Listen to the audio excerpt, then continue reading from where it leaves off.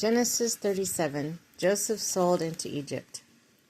Jacob settled into the land where his father had sojourned, the land of Canaan. This was the story of the family of Jacob. When Joseph was 17 years old, he was tending the flocks with his brothers, and he was an assistant to the sons of his father's wife, Bilhah and Zilpah. And Joseph brought their father bad reports about them. Israel loved Joseph best of all his sons, for he was the child of his old age. He made him a long ornamented tunic.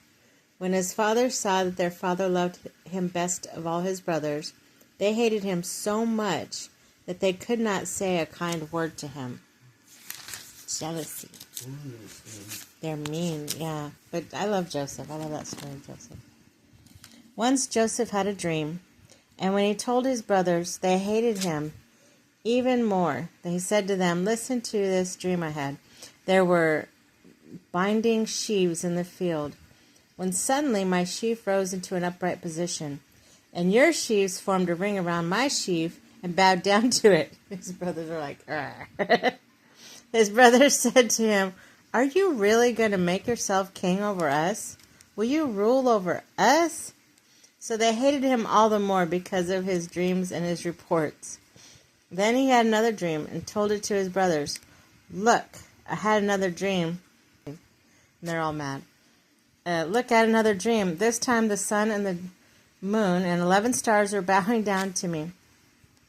When he told his father and his brothers, his father reproved him and asked, "What is the meaning of this dream of yours? Can it be that I and your mother and your brothers are to come and bow to the ground before you?" So his brothers were furious at him, but his father kept the matter in mind. One day, when his brothers had gone to pasture their father's flocks at Shechem, Israel said to Joseph, "Are your brothers not tending our flocks at Shechem? Come, and I'll send you to them." "I am ready," Joseph answered. "Go then," he replied. "See if all is well with your brothers and the flocks, and bring back word." So he sent him off from the valley of Hebron. When Joseph reached Shechem, a man came upon him as he was wandering about the fields. "What are you looking for?" the man asked him.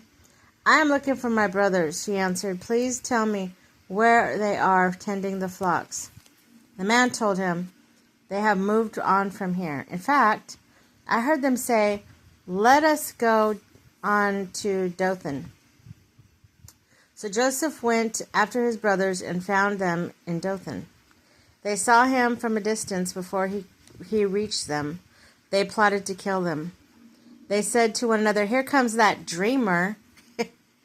Come now, let us kill him and throw him into one of the cisterns. We could say that a wild beast devoured him. We'll see then what comes of his dreams." But when Reuben heard this, he tried to save him from their hands. "We must not take his life." Then Reuben said, "Do not shed blood. Throw him into the cistern in the wilderness, but do not lay a hand on him." His purpose was to save him from their hands and restore him to his father. So when Joseph came up to his brothers, they stripped him of his tunic, the long ornamented tunic he had on. Then they took him and threw him in the cistern. The cistern was empty, and there was no water in it. Then they sat down to eat. Looking up, they saw a caravan of Ishmaelites coming from Gilead, their camels laden with gum, balm, and resin to be taken to Egypt. Judah said to his brothers, What is to be gained by killing our brother and concealing his blood?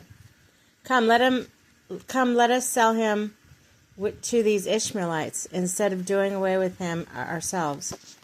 After all, he is our brother, our own flesh." His brothers agreed. Midianite traders passed by. They pulled Joseph out of the cistern. They sold Joseph for 20 pieces of silver to the Ishmaelites, who took him to Egypt. When Reuben went back to cistern and saw Joseph was not in it, he tore his garments and returned to his brothers and exclaimed, "The boy is gone, and where can I turn?" They took Joseph's tunic after slaughtering a goat, dipped the tunic in its blood. Then they sent someone to bring a long ornamented tunic to their father with a message saying, "We found this. See whether it is your son's tunic or not." He recognized it and exclaimed, "My son's tunic! A wild beast has devoured him. Joseph has been torn to pieces." Then Jacob tore his garments and put sackcloth on his loins and mourned his son for many days. Though his sons and daughters tried to console him, he refused any consolation, saying, "No, I will not. Will go down in mourning to my son in Sheol." Thus did his father weep for him. The Midianites, meanwhile, sold Joseph in Egypt to Potiphar, an official of Pharaoh and his chief steward.